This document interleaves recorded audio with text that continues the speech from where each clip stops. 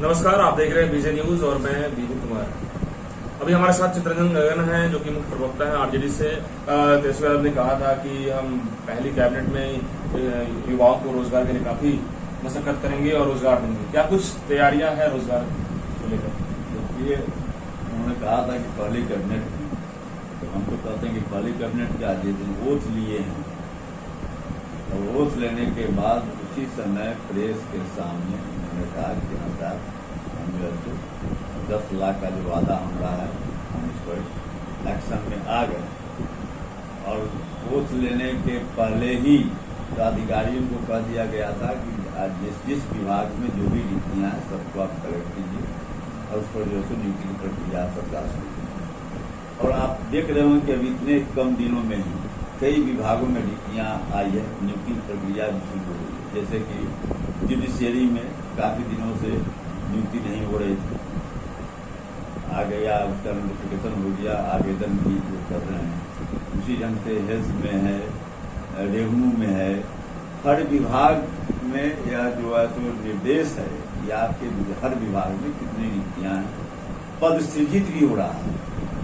काफी दिनों के बाद आपको यह देखने का मौका मिल रहा है कि महागठबंधन की सरकार में विभिन्न विभागों में पोस्ट क्रिएट किए जा रहे हैं, पद सृजित किए जा रहे हैं कि अधिक से अधिक नौजवानों को नौकरी मिले। उसके लिए शिक्षा विभाग है, शिक्षा विभाग में जो बड़ी संख्या में इसमें नियुक्ति होने वाली है। और शिक्षकों, शिक्षा विभाग का ही सबसे मुख्य प्रश्न रहता है कि जो शिक्षक हैं, चाहे वो सीटेट हो, बीटेट हो, कई सारे फॉर्मेट के शिक्षक हैं। आज की प्रोटेस्ट था कि दिव्यांग शिक्षक जो विशेष रूप से दिव्यांग बच्चों को पढ़ाते हैं, उनकी समस्या है कि 14,000 रुपया मात्र दी जाती है और जो वेतनमान है वो काफी ज्यादा है, चपरासी से भी बदतर स्थिति बनी हुई है। तो ऐसे में जो 1,000 से ऊपर दिव्यांग शिक्षक जो पढ़ाते हैं दिव्यांग को, तो उनके लिए भी चुनौती बना हुआ है। उनको लेकर के क्या? नहीं, देखिए, जैसे कि कितने कैटेगरी उसमें है और इतने उसमें लूप होल्स है, जिसके कारण आप देखेंगे कि पिछले दिनों जो शिक्षकों की नियुक्ति हुई, जैसे कि छठा चरण को आप लेते, एक लंबा समय से चला आ रहा है, लेकिन अभी भी वह पूरा नहीं हुआ और पद रिक्त है।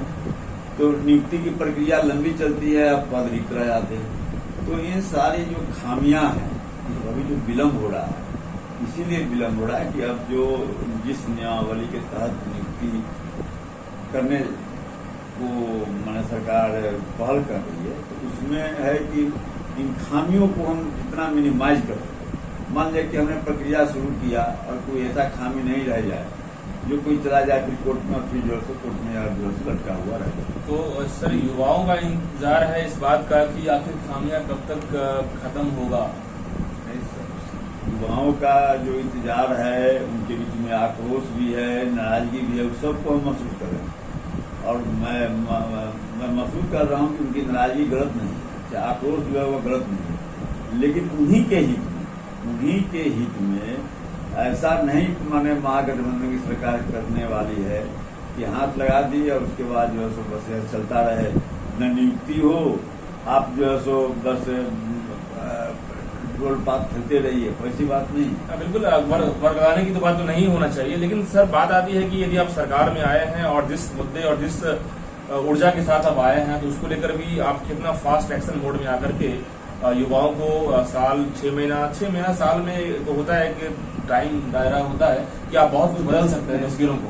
सिस्टम जब गड़बड़ हो जाता है, नया सिस्टम शुरू करने में ज्यादा कठिनाई नहीं होती, लेकिन जो सिस्टम में गड़बड़ियां रहती हैं उसको दुरुस्त करने में काफी उसमें समय लगता है। आपको लगता नहीं कि सर सिस्टम दुरुस्त होने में फिर से विधानसभा का चुनाव आएगा? और फिर नहीं, यह वहम लोग जो है वह वहम गलत है, समझे ना। या बहुत लोगों को लग रहा है कि यहाँ 24 के चुनाव तक आएगा। कई युवाओं की ये भ्रांतियां हैं कि तरह की भ्रांतियां हैं, कुछ भ्रांतियां तो उनके विश्वास के कारण है। जैसे कि अब बहुत लोगों को है कि सीटेट हो जाएगा तो पिकअप पे सीटों की संख्या बढ़ जाएगी।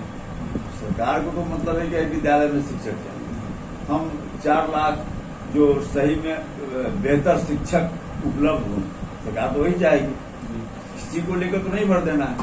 सरकार चाहेगी 4 लाख नौजवानों को हमको रोजगार देना है, नौकरी देना है। विद्यालय में शिक्षा का स्तर भी सुन ले, वो अभी ख्याल रखना है।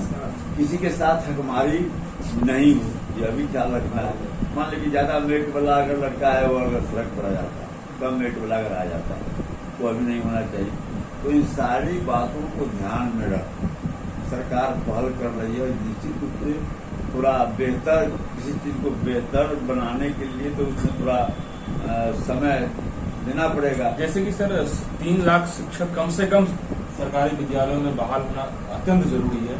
तो ऐसे में कम से कम 50,000 या लाख या 25,000 या 30,000 ऐसे कुछ ऐसे संख्या में शिक्षकों की नियुक्ति परमानेंट स्तर पे बहाली के लिए पाते हैं। तो आखिर देखिए, अब जो प्रॉब्लम है इसी बार प्रॉब्लम, इसके बाद जो जैसे पहले राजद शासन काल में रेगुलर टीचर की बहाली हुई, दारू जी के समय में जो शिक्षक हुआ वो परमानेंट था। हाँ, उस समय रेगुलर टीचर की बहाली होती थी। रिक्तियां जैसे जैसे हर साल जितनी रिक्तियां होती थी उसी के अगेंस्ट में नियुक्ति होती थी, प्रक्रिया अपना नियंत्रण चलती थी।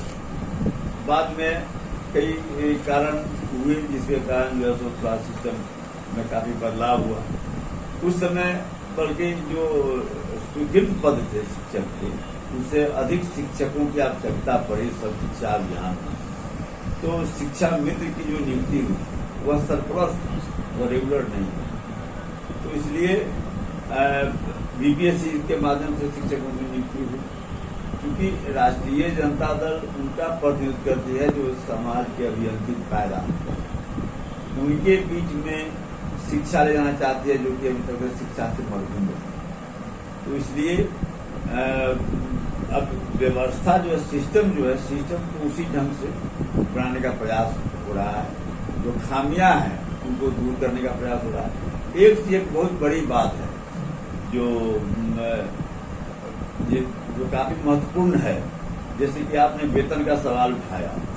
स्थिति यह है कि शिक्षा मद में जो राशि बिहार को मिलनी चाहिए, ऐसे हर मद की स्थिति हुई है। हर मद में केंद्र सरकार जो है बिहार का जो उचित हिस्सा है वो अभी नहीं दे रही। और शिक्षा के मद में जो है जो केंद्र को जो अंशदान देना है शिक्षकों के वेतन के मद में, वो केंद्र सरकार दे रही है। बिहार सरकार अपने तो सर ये आवाज बीजेपी ने तो नहीं उठाया कि ऐसा कुछ नहीं हो रहा है, ऐसा हो रहा है। बीजेपी की अगर ईमान साफ रहता तो ऐसी समस्या नहीं, कोई अनजान में नहीं हो रहा।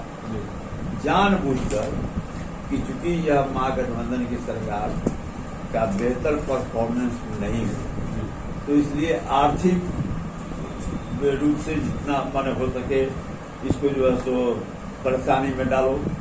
जब अर्थ नहीं रहेगा तो विकास का काम नहीं हो पाएगा। जैसे कि अब शिक्षक है ना, शिक्षक अब सवाल उठ रहा था कि हाँ दीपावली है और वेतन नहीं मिला उनका। वेतन तो रिलीज हुआ है, लेकिन यह जो कठिनाई हो रही है इसलिए हो रही है क्योंकि भाजपा की सरकार जो केंद्र में है वह जो है सो बिहार के साथ हकमारी कर रही है। इसका उचित हक भी बिहार को नहीं मिल रहा है और उसमें बिहार के भाजपा के नेता भी उसमें शामिल है। आज तक कभी भी इनके द्वारा कभी सवाल नहीं उठाया गया।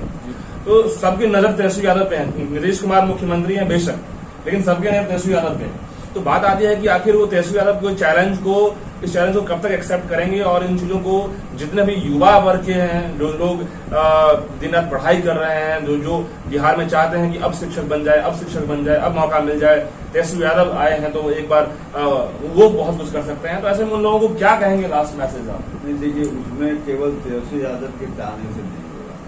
बिहार का सरकार, किसी की सरकार, मैं नहीं कर रहा हूँ कि तेजस्वी जी की सरकार है, महागठबंधन की सरकार है, किसी की भी सरकार है, अगर हमारा हक है, कोई अपने पास से पैसा नहीं दे रहा है, भाजपा को अपने जेबी से निकाल के नहीं पैसा देना पड़ता है, हमारा ही पैसा है। हमारा जो शेयर है, हम जो जीएसटी में हम जो यहाँ से बिहार से जो देते हैं वह राशि हमको नहीं मिली, उसमें जो हमको शेयर होना चाहिए वह नहीं मिल रहा। लेकिन सर इरादा यदि बुलंद हो तो सारी चीजों को तो इसलिए कारण है कि हर बिहारी को यह सोचना पड़ेगा, हर बिहारी को यह सोचना पड़ेगा कि हमारा जो हक मार रहा है उससे कैसे हमको मुक्ति मिले। तो मुक्ति के लिए तो यही है कि अब सामने 24 का चुनाव आ रहा है। जो सरकार हमारी हकमारी कर रही है हमारे वोट से सत्ता में बैठकर हमारे पैसे को हमको देने में वह जो है तो कटौती कर रही है। वैसे सरकार को बदलना पड़ेगा। सर उससे पहले क्या युवा निराश रहेंगे क्या? नहीं, अब तो 22 आ गया, 23 आने वाला है। अब तो चंद दिनों का मामला है।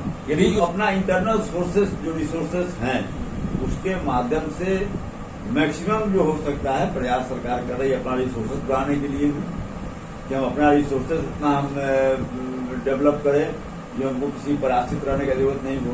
लेकिन सवाल तो यहाँ पर है कि मेरा पैसा हमको नहीं दिया जा रहा है। जो हम देते हैं यहाँ पर, हम जो टैक्स देते हैं वो टैक्स केंद्र के पास जाती है, केंद्र को हमको लौटाना है, वह नहीं लौटा रही है। जीएसटी में वही है। तो इसलिए तो इसमें तो सब लोगों को सहयोग देना पड़ेगा। तेजस्वी यादव के ताकत बढ़ाने के लिए तो सब लोगों को ताकत अपना लगाना पड़ेगा, और वह तेजस्वी की ताकत नहीं है, वो तो बिहार की ताकत है। लेकिन जितने रिसोर्सेस हैं अभी जो महागठबंधन सरकार में भी आप लोग काम कर रहे हैं, तो तेजस्वी यादव या नीतीश कुमार जो मिलकर लगातार काम कर रहे हैं, जो रिसोर्सेस हैं संसाधन उसके हिसाब से तो बहुत कुछ होना चाहिए फिलहाल 24 से पहले। यानी जो रिसोर्सेस हैं और रिसोर्सेस डेवलप करने का प्रयास सरकार कर रही है, मेरा रिसोर्स और बढ़े प्रयास कर रही है, तो उस रिसोर्सेस का मैक्सिमम बेहतर से बेहतर उसका उपयोग कैसे हो जनहित, सरकार निश्चित रूप से उस दिशा में काम करे। तो सर ये तो चीज जब दिखेगा तभी तो पता चलेगा। नहीं, दिखाई पड़ रहा है। अब देखिए दिखाई पड़ रहा है। प्रचार के मामले में भाजपा केवल प्रचार पर खर्च करती है। भाजपा की जो सरकार है केवल प्रचार पर खर्च करती है।